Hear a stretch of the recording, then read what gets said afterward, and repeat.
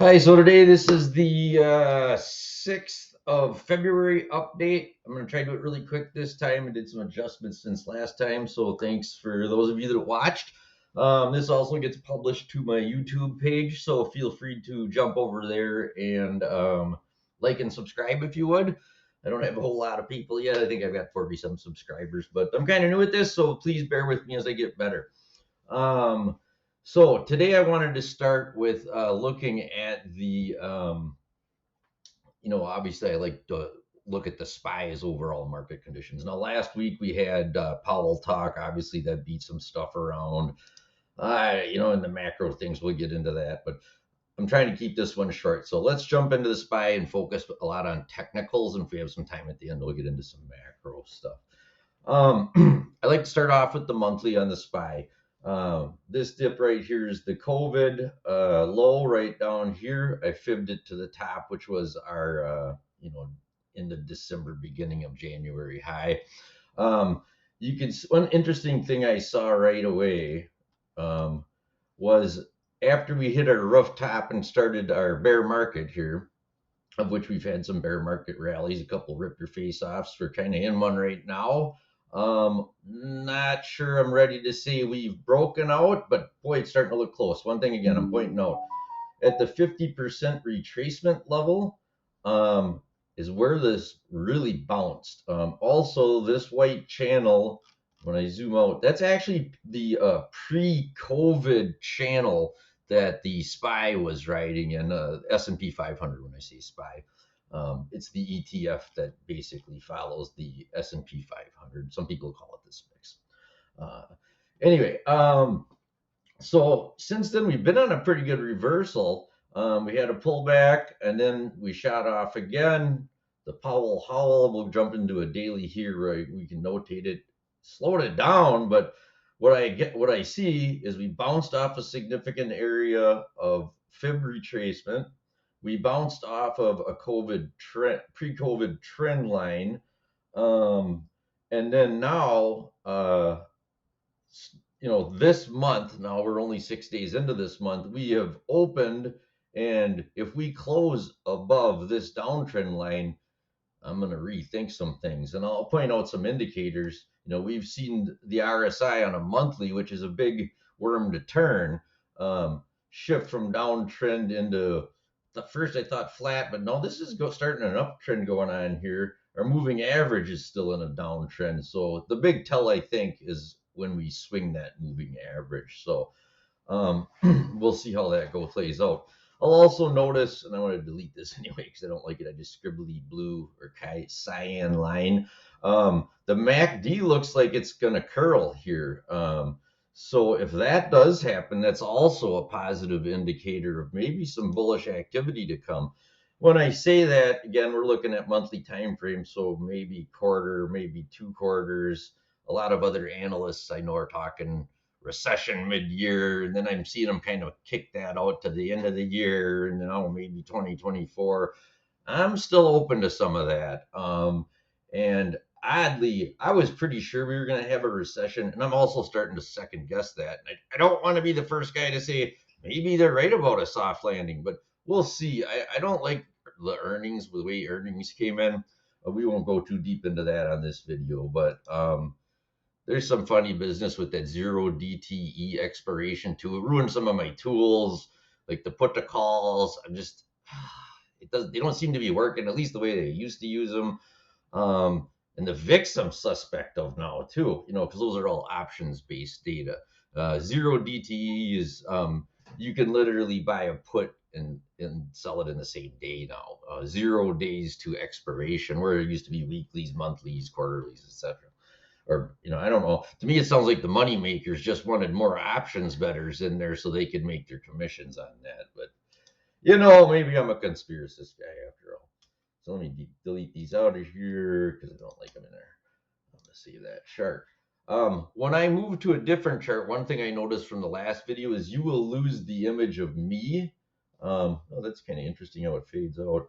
But so not that I'm a pretty guy or anything, but I did notice that last time. I wish that wasn't the case. Maybe there's some tuning I needed to get. So let's keep moving. We'll go down. This is the weekly. When I zoom out, very busy chart. Same fib retracement stuff going on here from the COVID low. Same channel that basically follows the pre-COVID experience we had for the last 3 years.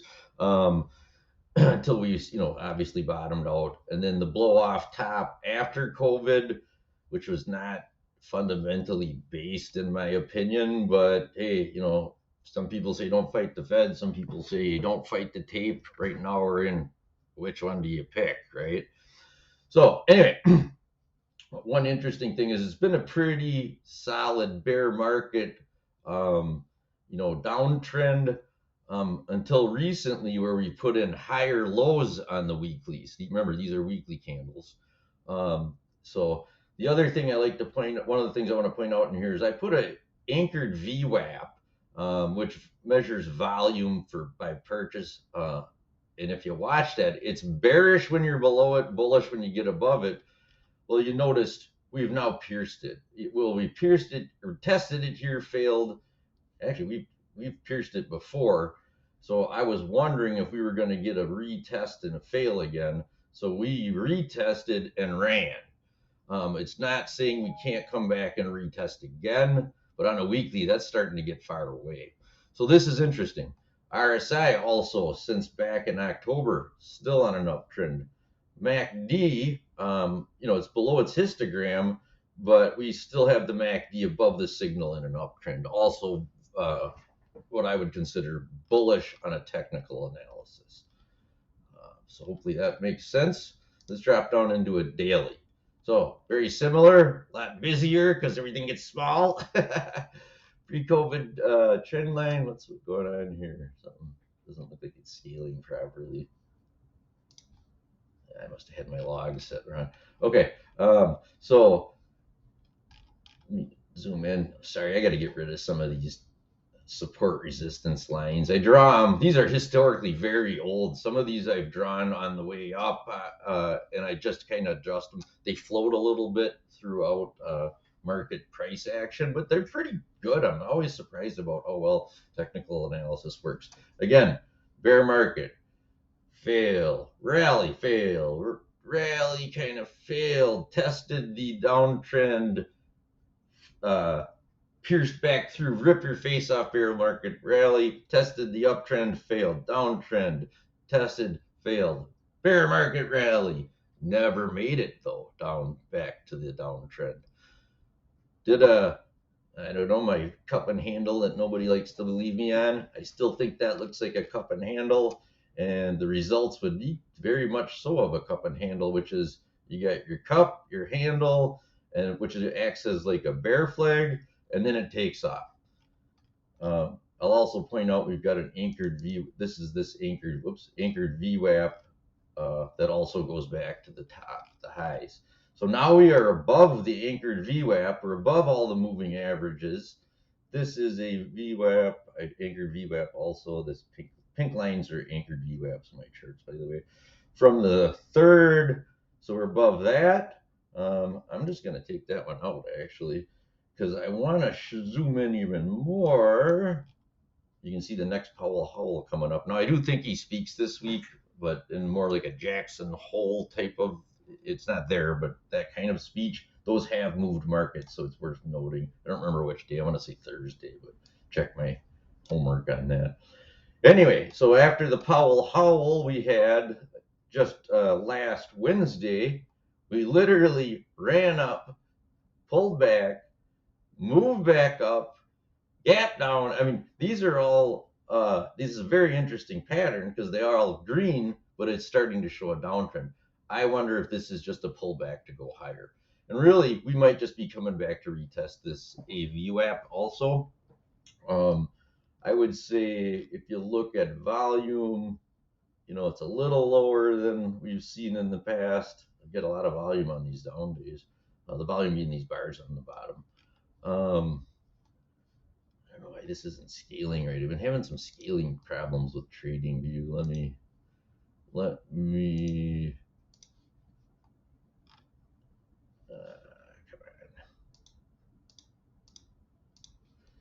Anyway, you can kind of, you still see the MACD in here. I got my, maybe I just didn't draw my arrow very good.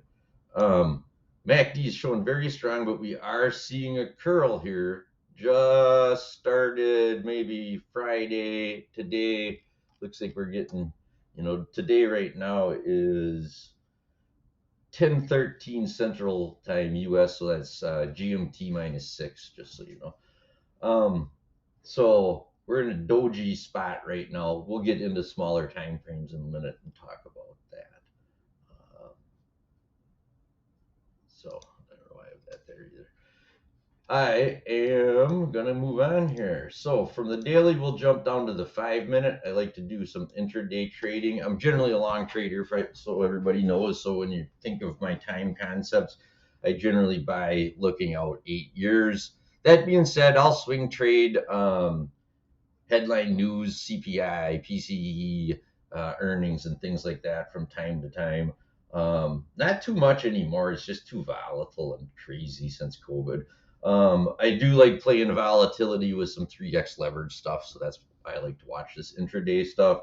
And I also have a small chat group with a bunch of really, really smart traders in it that I just love listening to their input. And they do some great technical analysis too, Elliott wave stuff. Um, anyway, so what I'm seeing here, first of all, I did make it a little darker shade on this anchored VWAP. I kind of consider it like a standard deviation or two from the anchored VWAP. So we're well within that. The anchored VWAP goes back to last Monday. So it's a little over a week on a 5 minute. We tested it overnight, tested it today, bounced, and is looking like bull flag in here or fighting this resistance, fighting over support and resistance on the 5 minute. Again, notable, we've got increasing RSI, we've got increasing MACD. So intraday makes me think maybe we run up to the gap and we usually trap. I don't know if I can say that on TradingView, but often lately we've been reaching to the gap. We fight a little bit of the gap. We get a weird market on close imbalance or some sort of headline news and we bust up. And I'll flip back to the daily. And that's why we started seeing some other weird stuff too. I mean, literally, this was just a market moving day because of Powell Howl that held. And I don't want to say reversed yet. I want to say gave some back. Let's stick with that at least for today. Next week we'll update on that and see if I was right. One other neat thing I just built that I didn't just build, but I built. I was given some advice from my mentor on how to do this and what to look at. Basically, the tick. I've split the screen here between the SPY and the tick. The tick is really the accumulation of the New York Stock Exchange trades, so it's buys minus sells. That simple. I tend to think it follows institutional trading. I threw some Bollinger Bands around it so you can kind of see the trend of it maybe better. I just did that. So if I don't have that next week, it's just because I didn't like it or something. Try to line it up again here. I like to maybe a little anal about this, but at least I'll get the beginning of the day set up right. Yeah. Okay. Anyway, you see, I actually have this alert me when it breaks lower than 1,000 because it's sell programs generally from institutional, and plus 1,000 is buy programs, and you can see how they correlate very heavily with the SPY. Again, that's the S&P 500. So when the ticks move up, the SPY moves up, right? Ticks are moving down, the SPYs move down. So when I start getting these downside tick alerts, I call them six because selling ticks, it usually we see these sell-offs. When we start getting these VIX, when you get up to the alerting up here, we start seeing these moves upward. So I don't think I'm going to get into a bunch of macro. I want to keep these videos kind of shorter. I might do just additional videos. I'm still experimenting how I want to do this. Got to get some better lighting, one of those round lights or something. This is all free, so it's just more my thoughts. Please don't trade on my advice. It's not advice at all, actually. It's just my observation and what I think is happening. And I've definitely not always been right. But a lot of these technical analysis is if you believe in them and you draw them, well, they do play out. And that's why I'm so proud of those guys in that other group too. So anyway, that's all I have for you today. If you have any questions or comments or concerns, good, bad, or the otherwise, please feel free to leave a comment below. Again, if you would like and subscribe, if you jump over to my YouTube channel, that'd be awesome. It's https://www.youtube.com, and my channel is at advancedinvestors.com. Or no, don't put the .com. Just do the YouTube at Advanced Investors. I'll put a link in this. Oh no, I can't. The TradingView doesn't allow me to put external links in, but somehow they'll let me link it to YouTube, and actually this video transfers to it. I don't understand that, but I'll give them. I'll defend them a little bit. I have seen that in some other spots too, and I believe my hypothesis is they're trying to build this social media part of their product as well out, which it does look like it's growing. They're adding features, and some of them I like, including like this video stuff we're doing. Anyway, best of luck trading this week. It's a pretty slow economic calendar, almost boring other than that Powell thing. So I don't know. Markets, in my opinion, tend to float up on light volume and low headline news. So I'm a little bullish this week. That being said, the fundamentals really still don't line up, but have they really for 3 years? I do anticipate someday they do come back into alignment. I have no guess when. I mean, the world's got to get right side up first, probably, right? At least we're not all wearing masks anymore. Okay, take care, happy trading, and good luck this week.